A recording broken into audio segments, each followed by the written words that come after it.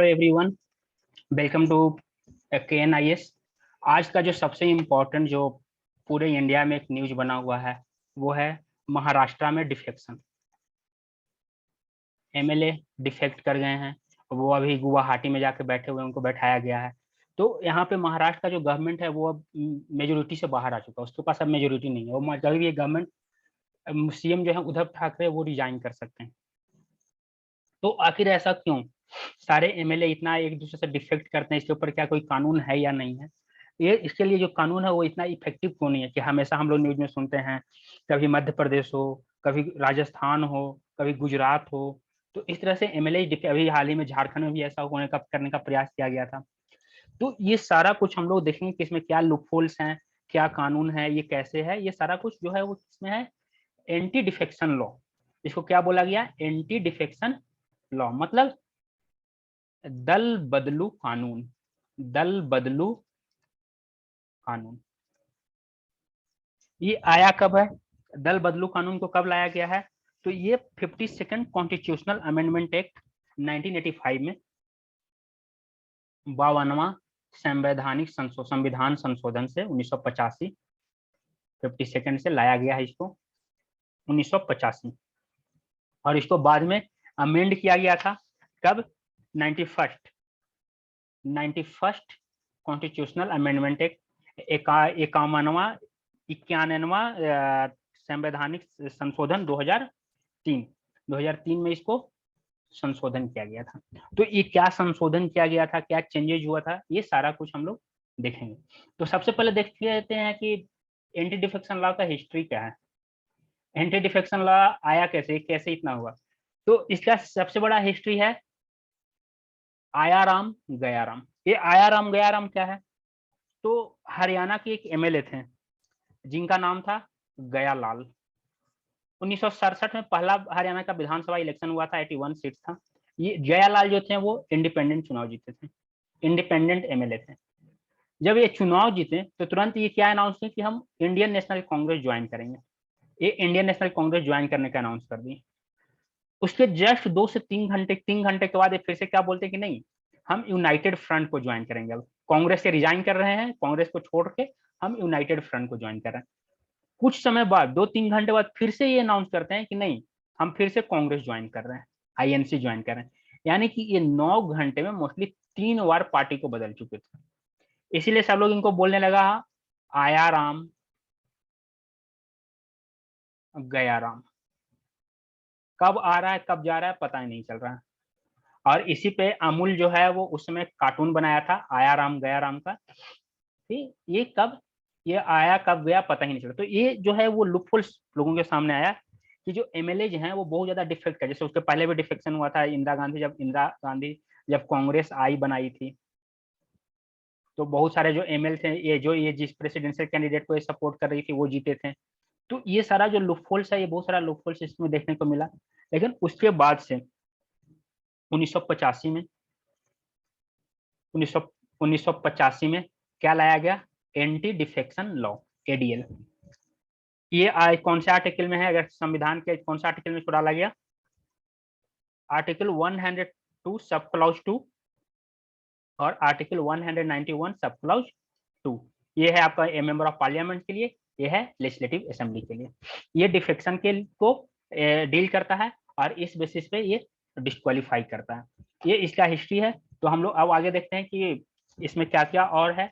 तो सबसे पहले हम देखते हैं कि ये इनैक्ट कब हुआ था। तो अगर हम इनएक्शन का बात करते हैं तो ये 52nd कॉन्स्टिट्यूशनल अमेंडमेंट एक्ट 1985 से एनेक्ट हुआ था और उसके बाद ये 91st कॉन्स्टिट्यूशन 2003 में इसको अमेंड किया गया है। इसका पर्पस क्या है, ये किस लिए लाया गया, मेन इसका पर्पस क्या है, इसको लाने के पीछे मेन मोटो क्या था, क्या रीजन था, गवर्नमेंट क्यों लाया इसको?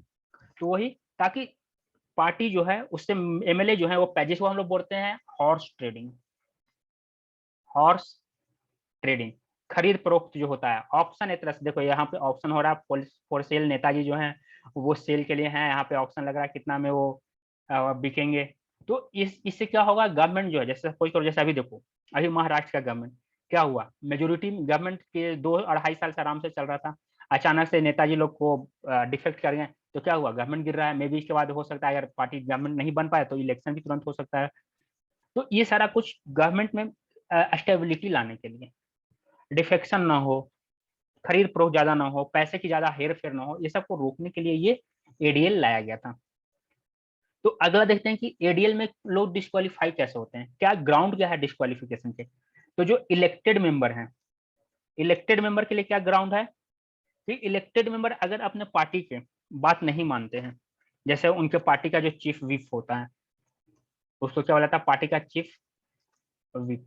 विप का मतलब क्या होता है, जो पार्टी का सारा ब्यौरा सारा कुछ रखता है, पार्टी को क्या पार्लियामेंट में या असेंबली में करना है, ये सारा कुछ रखता है। तो ये अगर नहीं मानेगा या पार्टी जो ऑर्डर की वो नहीं मान रहा है, पार्टी के अगेंस्ट जा रहा है, तो ये डिस्क्वालीफाई इसको हो सकता है। ये पार्टी से रिजाइन कर दिया तो ये डिस्क्वालीफाई हो सकता है। ये सब रीजन, इसका कुछ एग्जेम्पशंस भी है। एग्जेम्पशंस में क्या है, जैसे अगर ये वॉलेंटरली लीव करता है तो मे बी ये डिस्क्वालीफाई नहीं हो सकता, लेकिन अगर ये पार्टी के अगेंस्ट में, पार्टी को लगता है कि हमारे अगेंस्ट में काम कर रहा है, तो पार्टी कंप्लेन करके इसको डिस्क्वालीफाई करवा सकते हैं, वो डिस्क्वालिफिकेशन होगा। ये सुप्रीम कोर्ट का जजमेंट है, रवि नायक वर्सेस यूनियन ऑफ इंडिया 1994 में, कि ये हो सकता। इसके बाद फिर बोला कि सपोज करो पार्टी से कोई नेता को एक्सपेल कर दिया गया, सस्पेंड कर दिया गया है, तो क्या वो डिस्क्वालीफाई हो जाएंगे एंटी डिफेक्शन लॉ में? तो ऐसा नहीं है। एक्सपेल या सस्पेंशन का मतलब डिस्क्वालिफिकेशन नहीं है। उनको पार्टी से डिस्क्वालीफाई नहीं किया गया, पार्टी उनको डिस्क्वालीफाई नहीं किया, पार्टी उनको सस्पेंड किया। हाँ, अगर वो हाउस में पार्टी के अगेंस्ट चले जाते हैं या और पार्टी अगर कंप्लेन करती है, तो फिर उनका हो सकता है वो डिस्क्वालीफाई हो सकते हैं। इस पे भी G Viswanathan versus speaker of Tamil Nadu में सुप्रीम कोर्ट ने जजमेंट दिया है कि एक्सपेल्ड होने का मतलब ये नहीं कि वो फॉर्मल मेंबरशिप से उनका नहीं है और वो डिस्क्वालीफाई हो जाएंगे, ऐसा कुछ नहीं है। दूसरा जो है इंडिपेंडेंट मेंबर। इंडिपेंडेंट मेंबर के मामले में क्या है, तो इंडिपेंडेंट मेंबर जो होते हैं वो दो तरह के होते हैं, एक पार्टी स्पेसिफिक होते हैं और दूसरा कोई पार्टी के नहीं होते हैं। तो जैसे राज्यसभा में 12 मेंबर, राज्यसभा में या लोकसभा में, सॉरी, इंडिपेंडेंट मेंबर जो बिना किसी पार्टी सिंबल के चुनाव जीतते हैं। ये तो ये अगर कोई पार्टी ज्वाइन करेंगे चुनाव जीतने के बाद, अगर ये कोई पार्टी ज्वाइन करेंगे, if he join any party after election, he will be disqualified, he will be disqualified under ADL. जैसे गया राम जी जो थे, गया लाल, वो इंडिपेंडेंट थे और वो बार बार पार्टी चेंज कर रहे थे, तो ये सब कारण यहाँ पे कोई भी तुरंत वो डिस्क्वालीफाई हो जाएगा। जैसे अभी इसका एग्जांपल क्या है, आपका ये गुजरात का एक एमएलए है जिग्नेश मेवानी। जिग्नेश मेवानी कांग्रेस में, जैसे कन्हैया कुमार और वो दोनों अच्छे दोस्त हैं, कन्हैया कुमार कांग्रेस ज्वाइन किए, लेकिन वो कांग्रेस ज्वाइन नहीं किए। क्यों नहीं किए? क्योंकि वो इंडिपेंडेंट एमएलए हैं, वो इंडिपेंडेंट एमएलए हैं गुजरात के। अगर वो अभी कांग्रेस ज्वाइन कर लेते हैं तो मे बी उनका एमएलए जो है, उनका मेंबरशिप जो है वो खत्म हो जाएगा, वो डिस्क्वालीफाई हो जाएंगे। तीसरा नॉमिनेटेड मेंबर। नॉमिनेटेड मेंबर के लिए क्या कंडीशन है, जैसे नॉमिनेटेड मेंबर, जैसे राज्यसभा में अभी अगर हम देखें तो 12 नॉमिनेटेड मेंबर होते हैं। तो नॉमिनेटेड मेंबर दो तरह के होते हैं, एक पार्टी से जुड़े हुए होते हैं और एक पार्टी से जुड़े हुए नहीं होते हैं। तो जो पार्टी से जुड़े हुए नहीं है, ये इनको विद इन 6 मंथ अगर ये कोई पार्टी से ज्वाइन करते हैं, कोई पार्टी को ज्वाइन करते हैं, देन इट्स ओके। अदरवाइज अगर 6 महीने के बाद ही कोई पार्टी ज्वाइन करेंगे तो ये डिस्क्वालीफाई हो जाएंगे, ये एडीएल के अंदर में आ जाएंगे और इनको डिस्क्वालीफाई कर दिया जाएगा। उसके बाद आता है chairperson of the house. Chairperson के बारे में क्या कंडीशन है भाई, चेयरपर्सन क्या होगा, ये एडीएल में आता है। तो जब तक आप चेयरमैन हो, यानी कि आप या तो स्पीकर, जब तक आप स्पीकर हो लोकसभा का या लेजिस्लेटिव असेंबली का, तब तक आपके ऊपर एडीएल लागू नहीं होगा। आप अपने पार्टी के अगेंस्ट में कुछ भी डिसीजन ले सकते हो, लेकिन जैसे ही आप स्पीकर से रिजाइन करते हो, अगर आप स्पीकर से रिजाइन करते हो, उसके बाद आप अगर कुछ पार्टी के अगेंस्ट में जाके करते हो काम, तो फिर आपके ऊपर एडीएल लागू हो। जैसे क्या एक एग्जांपल है आपके सोमनाथ चटर्जी जी, जो ये 2009 लोकसभा 2009 वाले इलेक्शन में वो है यहाँ थे, 2000 यूपीए में, वो उनका जो पार्टी था लेफ्ट पार्टी, जब यूएस के साथ न्यूक्लियर डील हुआ था तो लेफ्ट पार्टी समर्थन वापस ले लिया था कांग्रेस से। तो सोमनाथ चटर्जी जी बोले कि हाँ, वो उसमें स्पीकर थे लोकसभा के, वो बोले कि स्पीकर न्यूट्रल होता है, स्पीकर किसी पार्टी का नहीं होता है, हम स्पीकर के पोस्ट से रिजाइन नहीं देंगे, हम आपके पार्टी से भी जुड़े हुए नहीं है। कोई भी स्पीकर जो है अगर वो बनता है तो अपने पार्टी से रिजाइन कर सकता है, लेकिन हाँ, जब वो स्पीकर के पोस्ट से हटेगा तो उसको फिर से अपना ही पार्टी ज्वाइन करना पड़ेगा। अगर मान लो कि वो एक्स पार्टी से है और वो स्पीकर बनता है तो अपने पार्टी से रिजाइन कर दिया और फिर से वापस स्पीकर से हटने के बाद वो वाई पार्टी ज्वाइन नहीं कर सकता, उसको एक्स पार्टी ही ज्वाइन करना पड़ेगा। अगर वो वाई पार्टी ज्वाइन करेगा तो वो क्या हो जाएगा, वो डिस्क्वालीफाई हो जाएगा। तो ये डिफरेंट डिफरेंट जो मेंबर्स हैं हाउस के, उनके लिए क्या कैसे क्राइटेरिया है वो हम लोग देखें। ये क्राइटेरिया अलग अलग है कि कौन कब डिस्क्वालीफाई होगा। इसके बाद जो अगला जो है ये है कि कौन डिसीजन कौन लेता है, कि कौन मेंबर डिस्क्वालीफाई होगा या कौन नहीं होगा। तो जो डिसीजन लेगा यहाँ पे फाइनल डिसीजन किसका रहता है, स्पीकर का। एंटी डिफेक्शन लॉ का कौन लेगा, प्रिजाइडिंग ऑफिसर। वो बोल दिया ये डिस्क्वालीफाई है तो डिस्क्वालीफाई है। ये फाइनल, अगर आप जंप कर रहे हो दूसरे पार्टी में आप जंप कर रहे हो, ये बोल देगा you are disqualified, you are disqualified. तो ये इनके पास मेन पावर होता है, ऑथोरिटी होता है कोई भी फाइनल डिसीजन लेने का। फिर दूसरा क्वेश्चन क्या आता है, क्या कोई टाइम लिमिट है कि प्रिजाइडिंग ऑफिसर जो है, स्पीकर जो है, वो मान लो कि 10 दिन में डिसीजन ले लें या 1 महीने में डिसीजन ले लें या 2 महीने में डिसीजन लें, कोई ऐसा टाइम लिमिट है? तो नहीं, ऐसा कोई भी टाइम लिमिट नहीं है स्पीकर के पास। स्पीकर साल, 2 साल, 5 साल, 12 साल, 50 साल तक भी टाइम ले सकता है डिसीजन लेने में। जैसे इसका बहुत सारा एग्जाम्पल है जिसमें स्पीकर जो है वो लंबा खींचते हैं। जैसे मान लो कि कोई अपोजिशन पार्टी का एमएलए होता है, वो डिफेक्ट करके जो रूलिंग पार्टी में आता है, और स्पीकर आप जानते हो हमेशा रूलिंग पार्टी का होता है, तो ये उसको ट्रायल के नाम पे आगे ले जाते रहते हैं, ले जाते रहते हैं। और इसमें सुप्रीम कोर्ट तब तक इंटरफेयर नहीं करेगा जब तक स्पीकर इस पे फाइनल डिसीजन नहीं दे सकता, नहीं दे देगा। सुप्रीम कोर्ट इंटरफेयर करेगा लेकिन कब, स्पीकर के डिसीजन आने के बाद। हाँ, ये सुप्रीम कोर्ट स्पीकर को बोल सकता है, अगर स्पीकर बहुत देर करा, कि आप इसको तेजी से डिसीजन लो, आप जल्दी डिसीजन लो, आप इसका फैसला जल्दी सुना, ये बोल सकता है। लेकिन पहले वो कोई और नहीं, जैसे वो स्पीकर के डिसीजन को नहीं चेंज कर सकता। तो यहीं पे आता है कि क्या डिसीजन जो होता है प्रिजाइडिंग ऑफिसर का, वो जुडिशियल रिव्यू में आता है। तो जो जब 52nd अमेंडमेंट हुआ था तो उसमें बोला गया था कि स्पीकर का डिसीजन जो रहेगा वो जुडिशियल रिव्यू में नहीं आएगा, वो जुडिशियल रिव्यू में नहीं आएगा। उसको बोला गया कि जुडिशियल रिव्यू से इसको बाहर रखा जाए। लेकिन सुप्रीम कोर्ट किहोटो होलहन केस जो 1992 में हुआ, इसमें सुप्रीम कोर्ट उसको, उस जो प्रोविजन था उस पैरा को अनकॉन्स्टिट्यूशनल कर दिया। बोला कि ये पैरा जो है वो असंवैधानिक है। सुप्रीम कोर्ट इसको रिव्यू करने का पावर रखता है, सुप्रीम कोर्ट के पास रिव्यू करने का पावर है। जुडिशियल रिव्यू है, हम इसका जुडिशियल रिव्यू कर सकते हैं। अगर कुछ है, अगर जो स्पीकर जो है वो गलत डिसीजन दे रहा है, मालाफाइड इंटेंशन है स्पीकर का, तो हम रिव्यू कर सकते हैं। उसके बाद राम नायक केस 1994 में सेम बोला कि रिव्यू होगा, देयर विल बी रिव्यू, और रिव्यू होगा, जुडिशियल रिव्यू होगा किसका, स्पीकर के फाइनल डिसीजन का।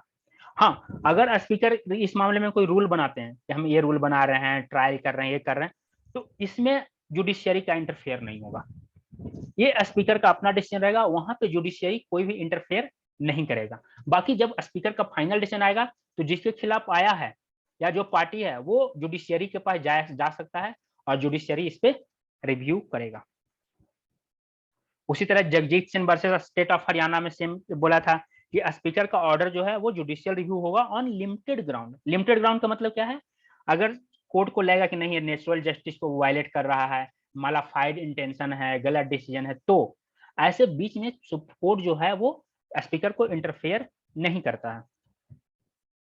तो ये मेजर है, यानी कि इसका अगर हम एक समरी देखें तो हाँ, जुडिशियल रिव्यू है, स्पीकर के डिसीजन का जुडिशियल रिव्यू होता है, लेकिन कब, जब स्पीकर का फाइनल डिसीजन आ जाता है तो।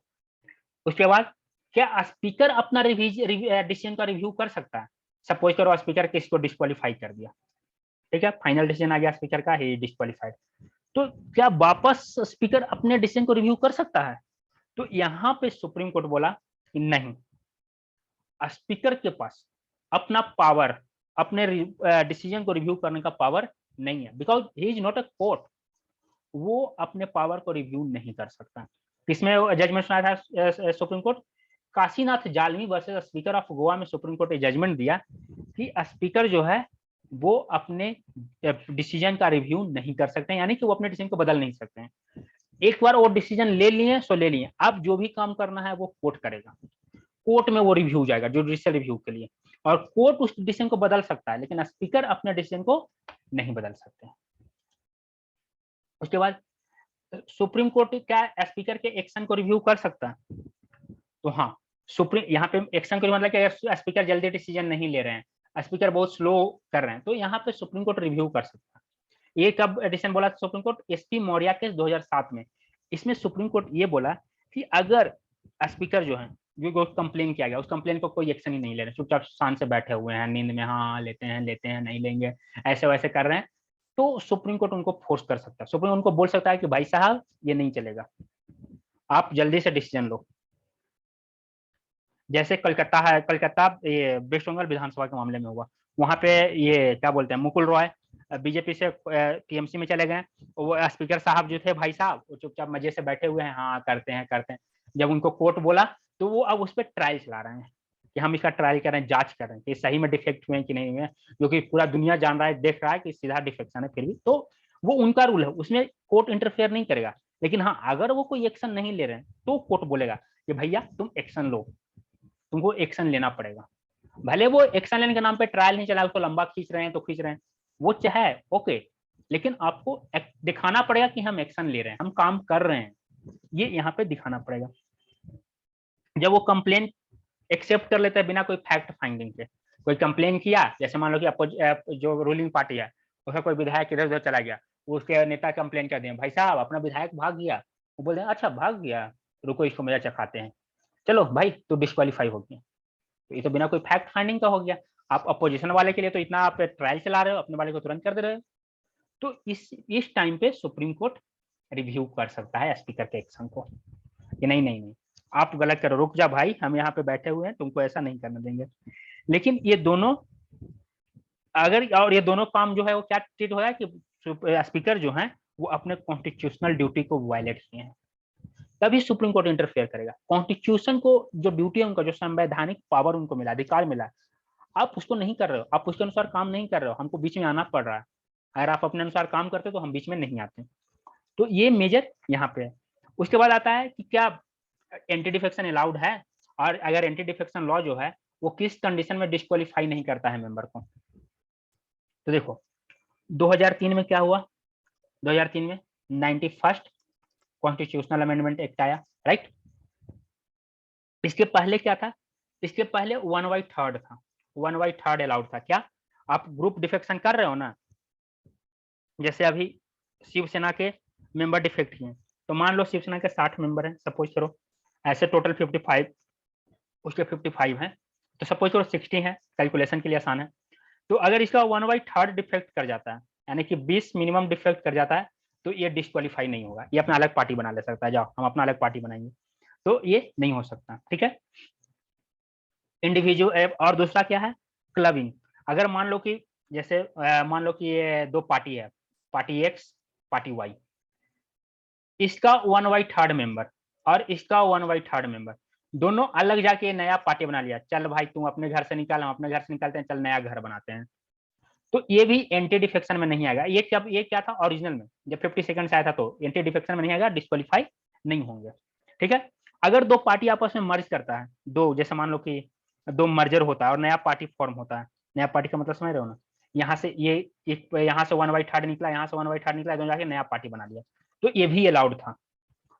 स्प्लिट, स्प्लिट का मतलब पार्टी को दो भाग में बढ़ जाना, तो ये क्या था 1/3, अगर 1/3 हो जाता है, दो भाग में हो जाता है, तो ये भी अलाउड था, ये डिस्क्वालिफिकेशन में नहीं आएगा। लेकिन ये सब इसका के कारण बहुत सारा लूपहोल्स हो रहे थे, तो क्या हुआ, इसी सबको लूपहोल्स को दूर करने के लिए क्या किया गया, 91st कॉन्स्टिट्यूशनल अमेंडमेंट किया गया, ठीक है। और 2003 में और कुछ इसमें प्रोविजंस लाएगा, इसमें जितना जो क्लबिंग, ग्रुप डिफेक्शन, स्प्लिट, ये सबको डायरेक्टली बैन कर खत्म कर दिया गया। अगर आप ये सब करते हो तो आप क्या हो जाओगे, आप डिस्क्वालीफाई हो जाओगे। ये सब आप तभी करोगे जब आपको लगता है कि हम किसी और के साथ मर्ज करके नया पार्टी बना रहे हैं। जब आप नया पार्टी बनाने के लिए जाओगे तभी आप ये कर सकते हो, वो भी कितना, 2/3। पहले कितना था 1/3, अब हो गया 2/3, यानी कि अगर 60 मेंबर हैं तो अब 40 को एक साथ निकालना होगा, तो थोड़ा सा कंट्रोल हुआ। अब यानी कि 40 को निकालने के लिए बहुत पैसा देना पड़ेगा, हॉर्स ट्रेडिंग करना पड़ेगा। ऐसे तो हमारे माननीय लॉ मेकर्स हमेशा बिकने के लिए तैयार रहते हैं, लेकिन 40 को खरीदना किसके लिए बड़े मुश्किल काम है। तो ये सब यहाँ पे इस कारण से इसको क्या कर दिया गया, 2/3 कर दिया गया। लेकिन फिर भी बात क्वेश्चन ये आता है कि क्या ये इफेक्टिव है, एडीएल जो है वो इफेक्टिव है? तो ये बिल्कुल भी इफेक्टिव नहीं है। अभी आप देखो हर जगह पे मर्जर हो, हर जगह पे अभी क्या लोग करते हैं, सिंपल सा क्या करना है, अगर गवर्नमेंट गिराना है तो उसपे पार्टी के विधायक को खरीद के उससे रिजाइन करवा दो, उसे सिंपली रिजाइन करवा देते हैं, वो रिजाइन कर दो, उसको पार्टी से दो, मेजोरिटी कम जाएगा। ये कंडीशन और भी, और दूसरा क्या लूपहोल है, स्पीकर जो है, स्पीकर डबल स्टैंडर्ड करते हैं। Double standard in the sense, अगर उनके रूलिंग पार्टी से कोई डिफेक्ट करता है तो उसको तुरंत डिस्क्वालीफाई कर देते हैं, और अगर कोई अपोजिशन से उनके पार्टी में ज्वाइन करता है तो इसको ट्रायल के नाम पे पूरा 5 साल लगा देते हैं, जब तक ये लोकसभा या विधानसभा का टाइम खत्म ना हो, तब तक वो अपना ट्रायल चलते रहता है और इसको ये नहीं करते हैं। तो ऐसा कंडीशन यहाँ पे चलते रहता है, और इस तरह इसका ये लूपहोल्स है।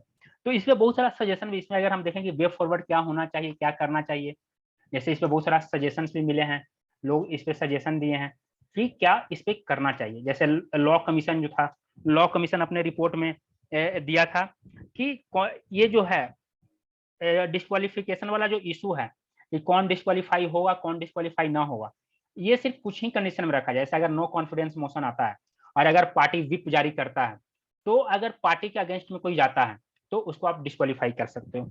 अगर कोई मोशन ऑफ थैंक्स है, जैसे प्रेसिडेंट जब स्पीच देते हैं तो उसके बाद मोशन ऑफ थैंक्स होता है, तो इस टाइम में अगर कोई पार्टी के अगेंस्ट जाता है तो आप ये कर सकते हो। बाकी हमेशा नहीं है, कोई पार्टी के अगेंस्ट में जाके पार्लियामेंट में कुछ बोल रहा है तो इसको आप डिस्क्वालीफाई मत करो। किसी कानून पे वो अगेंस्ट में वोट दे रहा है तो इसको आप डिस्क्वालीफाई मत करो। जैसे यहाँ पे एक चीज और ध्यान देना, presidential election, vice president election और राज्यसभा इलेक्शन, ये 3 इलेक्शन पे एडीएल लागू नहीं होता है, एंटी डिफेक्शन लॉ लागू नहीं होता। मतलब कि तुम्हारा अगर पार्टी कुछ भी बोल रहा है, तुम किसी और को वोट दे सकते हो, तुम किसी और कैंडिडेट को वोट दे सकते हो, तुम्हारे ऊपर एंटी डिफेक्शन लॉ लागू नहीं होगा, तुम एंटी डिफेक्शन लॉ के अंदर में डिस्क्वालीफाई नहीं होगा, यहाँ पे तुम्हारा डिफेक्शन नहीं माना जाएगा। पार्टी चाहे विप जारी करे, चाहे कुछ जारी करे, तुम किसी और के अगेंस्ट में वोट दे देते हो तो भी तुम डिस्क्वालीफाई नहीं होगा। ये यहाँ पे है, ठीक है। और क्या ये बताया गया कि जो स्पीकर और इसका एडीएल का जो सबसे बड़ा जो लूपहोल है वो क्या है, politicisation of the post of speaker. हमारे यहाँ स्पीकर का पोस्ट क्या है, पॉलिटिकल है। पॉलिटिकल का मतलब स्पीकर हमेशा किसके होते हैं, रूलिंग पार्टी के, तो ये पॉलिटिकल है, वो पॉलिटिकली मोटिवेटेड डिसीजन लेते हैं, तो इस कारण से एडीएल जो है वो इफेक्टिव नहीं हो रहा है। तो इस पे कुछ सजेशन दिया गया था, जैसे कि जैसे ऑफिस ऑफ प्रॉफिट जो होता है, ऑफिस ऑफ प्रॉफिट के अंडर में डिस्क्वालिफिकेशन का डिसीजन कौन लेता है, president on the recommendation of election commission of India, ठीक है। और ये फाइनल डिसीजन उनका हो, ये मतलब कि बाइंडिंग होता है प्रेसिडेंट के ऊपर, जो इलेक्शन कमीशन उनको सजेस्ट करेगा, जो रिकमेंड करेगा वो उनको मानना होगा। तो कुछ जो एक्सपर्ट्स हैं वो बोले कि एडीएल को भी सेम प्रोविजन में ले आया जाए, ऐसा ही कर दिया जाए। जैसे कुछ कंट्रीज में क्या है, ये जुडिशियरी के साथ है, इलेक्शन कमीशन सजेस्ट करता है और इस पे जुडिशियरी डिसीजन लेता है। जैसे बांग्लादेश में जो एडीएल है, इसमें इलेक्शन कमीशन सजेस्ट करता है जुडिशियरी को और उसके आधार पर जुडिशियरी डिसीजन लेता है। तो बोला कि ऐसा भी किया जा सकता है। तो अगर कुछ क्वेश्चन पूछा कि कितना हमारे यहाँ एंटी डिफेक्शन लॉ इफेक्टिव है, तो बिल्कुल भी इफेक्टिव नहीं है, बहुत कम इफेक्टिव है, ना के बराबर इफेक्टिव है, ठीक है। और ये ज्यादा पावर किसको दे दिया, इतना ज्यादा पावर स्पीकर को दे दिया, सारा कुछ स्पीकर के हाथ में दे दिया कि ये बहुत सारे डिसीजन हो गए, कंट्रोवर्शियल हो गए। जैसे इसका एग्जांपल हम आपको दे रहे हैं, राजस्थान का भी। राजस्थान में बसपा के 6 एमएलए थे, वो 6 कहाँ चल गए, कांग्रेस में शामिल हो गए, बोले कि हम कांग्रेस में शामिल हो। लेकिन ये मर्जर तो नहीं है, यहाँ पे कोई नया पार्टी नहीं बन रहा है, ये ऑब्वियसली ये क्या करें, डिफेक्ट होकर इनके साथ ये क्या कर गए, क्लब स्प्लिट कर गए, इसमें एक क्लब कर गए। तो ये ऑब्वियस सी बात है, ये एंटी डिफेक्शन लॉ में आएंगे, ये सरासर केस है। लेकिन अभी तक इस पर कोई एक्शन नहीं लिया गया। बहुत बार बसपा सुप्रीमो जो मायावती है, वो बहुत बार स्पीकर को बोले एक्शन इन लोग को डिस्क्वालीफाई कर दिए, क्योंकि वहां पे रूलिंग पार्टी में शामिल हुए, क्यों डिस्क्वालीफाई करेंगे भाई। इस तरह आपका देखो यहाँ पे वेस्ट बंगाल में मुकुल राय चुनाव जीते बीजेपी से, वो टीएमसी में चले गए, लेकिन अभी उन पे ट्रायल किया जा रहा है, ट्रायल चलाया जा रहा है। तो कैसा ट्रायल भाई, किस बात का ट्रायल? आपका झारखंड में देखो बाबूलाल मरांडी, वो अपना पार्टी था उनका जेवीएम, वो जेवीएम को किसने मिला दिए, बीजेपी में। यहाँ पे भी उनका ट्रायल चल रहा है, लेकिन यहाँ पे अपोजिशन फिर भी ट्रायल चल रहा है, इस पे तो कोई एक्शन नहीं है। तो मीन्स स्पीकर को बहुत ज्यादा पावर दे दिया, इस कारण इसमें बहुत सारा कंट्रोवर्सी आ गया उनके, और ये इस कारण, और जुडिशियरी का इन्वॉल्वमेंट जो है वो बहुत ज्यादा यहाँ पे नहीं है। कभी कभी जुडिशियरी में बहुत ज्यादा एक्टिव हो जाता है, कुछ ऐसा डिसीजन दे देता है जिस कारण वहां भी कंट्रोवर्सी आ जाता है। तो ये सारे उपफोल्स को, ये सारे जो लूपहोल्स हैं, इसको खत्म करने का जरूरत है, और इसको और जो स्टेबिलिटी है और फ्रीडम है उसको, जैसे अब कोई विधायक जो है वो अपने पार्टी के अगेंस्ट में बोल रहा है, इसका मतलब ये नहीं है कि वो डिफेक्ट हो जाए। अब कानून पे सबका राय अलग अलग हो सकता है, अलग अलग राय सबका होता है, तो ये हो सकता है, तो इसका मतलब ये नहीं कि आप उसको डिफेक्शन में ले आओ। तो ये तो उनका freedom of speech and expression के अगेंस्ट है। तो ये सारा कुछ जो लूपहोल्स है, स्टेबिलिटी और फ्रीडम के बीच में बैलेंस बनाने की जरूरत है। यही यहाँ पे मेन बोला गया, ये आपका मेजर एंटी डिफेक्शन लॉ है, जो इसमें सारा जो कंडीशन है, क्या क्या क्राइटेरिया है जो हम लोग देखें। तो आई होप आप लोग को ये सारा कुछ क्लियर हो गया होगा कि किसके साथ क्या है, कैसे ये आया, क्या कंडीशन है एंटी डिफेक्शन लॉ का, क्या लूपहोल्स है, क्या होना चाहिए, ये सारा कुछ। तो ठीक है, अब फिर से हम अगले वीडियो में मिलते हैं, तब तक के लिए आराम से पढ़ाई करो। आज यूपीएससी प्री का रिजल्ट आ गया है, जिन लोग को हो गया है उनको कंग्रेचुलेसन, नहीं हुआ है सैड होने की जरूरत नहीं है, आगे पढ़ाई करो अच्छे से। Okay, thanks.